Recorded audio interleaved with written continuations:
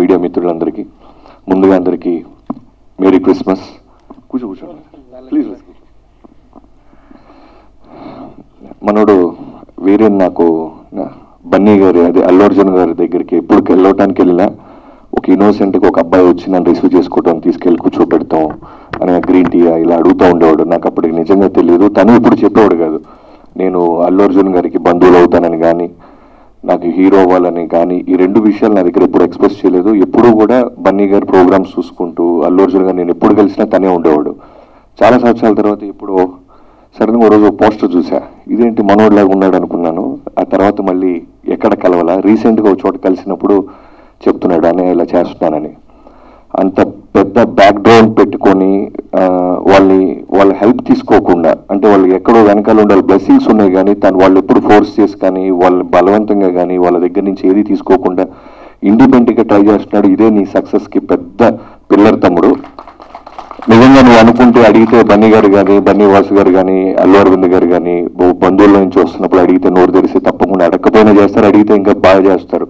ఇవేమీ లేకుండా నువ్వు ఇండిపెండెంట్గా ట్రై చేస్తున్నావు చూసావా, very good, very good, all the best. So మనోడు చెప్పంగానే నేను యాక్చువల్గా నిన్న రాజస్థాన్ లేట్ నైట్ ఫ్లైట్కి వచ్చాను, బాలబాబు గారిది లొకేషన్స్ అన్ని లాక్ చేసి.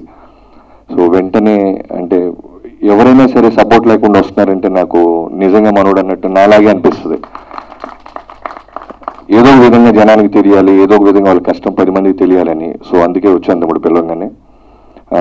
ఇక్కడ వచ్చినా తెలిసింది మన డైరెక్టర్ గురించి, వేణు గారు. మీరు రాజమౌళి గారి సినిమాలకి ఎన్నో సినిమాలకి మీరు చీఫ్ అసోసియేట్ డిఓపిగా చేశారని తెలిసింది. సో మీ విజన్ ఖచ్చితంగా ఆ స్థాయిలో ఉంటుందని నాకు నమ్మకంగా ఉంది. సాంగ్ చూశాను, చాలా బాగుంది. నకాజ్ అజీజ్ ఈ సింగర్ నాకు 2 ఫేవరెట్ సాంగ్స్ నా సినిమాల్లోనే, నేను చేసిన సినిమాలో చేశారు. 1 సర్దార్ గబ్బర్ సింగ్లో తోబా తోబా పవన్ కళ్యాణ్ గారిది, అండ్ బాస్ పార్టీ వాల్తేరు వేరేలో చిరంజీవి గారి ఫస్ట్ సాంగ్. సో అలాంటి సింగర్ని చూస్ చేసుకోవటం నిజంగా వెరీ ఇంట్రెస్టింగ్. మీ మ్యూజిక్ డైరెక్టర్ కూడా చాలా బాగా చేసావు తమ్ముడు నువ్వు.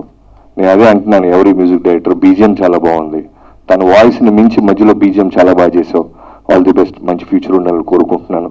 అలానే వీరేన్ని నమ్మి ఈ సినిమాని ప్రొడ్యూస్ చేస్తున్న ప్రొడ్యూసర్స్ ఇద్దరికి, రామకృష్ణ గారికి, రాజశేఖర్ గారికి మనస్ఫూర్తిగా కృతజ్ఞతలు చెప్పుకుంటున్నాను. I wish you all the best అందరికీ. వీరేన్ ఖచ్చితంగా ఇప్పుడు సినిమా చూడగానే నేను అన్నాను ఇది కాప్ రోలా అని. అంత హానెస్ట్గా హెయిర్ అంతా ట్రిమ్ చేసేసి నీట్గా ఫిజిక్ అది మెయింటైన్ చేస్తూ చేసావు. నిజంగా ఈ సినిమాతో నీకు చాలా బంగారు భవిష్యత్తు ఉండాలని మనస్ఫూర్తిగా కోరుకుంటున్నాను. I wish you all the best team అందరికీ. Thank you so much. మీరు అందుకే ట్విట్టర్లో ఏమి పోస్ట్ చేయట్లేదు తమ్ముడు. నన్ను కూడా బాలబాబు గారు అందరూ ఫ్యాన్స్ అందరూ అడుగుతూ ఉన్నారు. ఒకటైతే ప్రామిస్ చేస్తున్నాను, వేరే లెవెల్ సినిమా వస్తుంది. ఆల్రెడీ పెద్ద షెడ్యూల్ ఊటీలో చేసాం. నాకు ఫేవరెట్ సినిమా గీతాంజలి, అలాంటి ఒక బ్యూటిఫుల్ లొకేషన్లో సాలిడ్ వైలెంటిక్ ఫిల్మ్ ఎపిసోడ్ ఫినిష్ చేసి వచ్చాను నేను. సో నెక్స్ట్ షెడ్యూల్ రాజస్థాన్ వెళ్తున్నాం. ఖచ్చితంగా త్వరలోనే చాలా మరిన్ని అప్డేట్స్ 2024లో వరుస పెట్టి అప్డేట్స్ వస్తానే ఉంటాయి. Thank you so much.